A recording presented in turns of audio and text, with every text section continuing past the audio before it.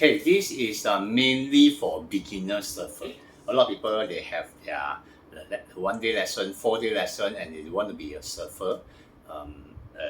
So this is what you can do. First of all, is try not to get used to stand on the stand up, but then stay more on the board. Why is it that way? Because you want to train yourself to get, let's say, a 2 to 3 feet of wave, and it breaks at about maybe 4 feet or 3 feet.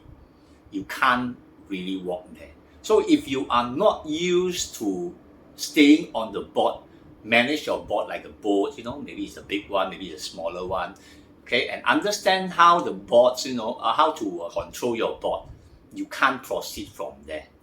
I know that it is very frustrating. It's easier to stand there, to get the ride, but you can never proceed from there because you cannot walk to a proper, let's say, 3 feet wave, 2.5 feet, even 2.5 feet is difficult. And of course, the more you stay on the board afloat, the more you will learn, not just staying there, but then how to control the boards while you are floating on it. Okay, the second thing will be the foam versus the open wave. Okay, so what is the foam wave? Yeah? So basically, this is a foam wave.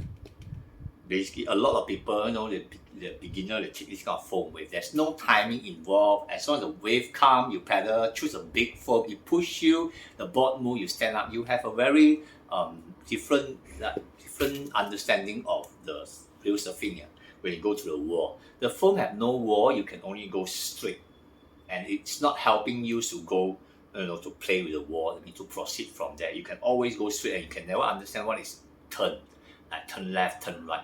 A proper open wave basically is easier if you got the wave because it's flatter. It's not like wobbling. The foam wave, yes. So that makes you understand a bit differently when you go onto a real surfing place. The third thing will be turn. When you're on the foam, you're trying everything, don't just go straight. Always try to, even if it's a foam, sometimes there's some slope inside. Okay? Even with the foam, learn how to turn left, turn right, turn left, turn right, turn left, turn right. Eventually, one day you go to a very good wave side, even a 2 feet, wave, and you got a nice wave. Your body automatically know how to turn. Don't just go straight, or else you will end up with just go straight. That is what a foam, white foam surfing is about. And the next will be wave negotiation. How to go through all these waves. If you cannot learn how to stay on the board and then get over, the coming wave to go out to the line up, or at least to where the white wave form, you can never enjoy a real surfing situation. So you have to break through that part after you have that 1 day, 3 days. Some people struggle for 1-2 years.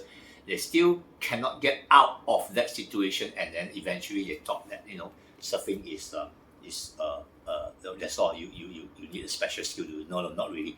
Sometimes it's just that you are stuck with what you have learned on that stage. Okay, go beyond that, and you found that it's actually the proceed will be easier after that. Okay.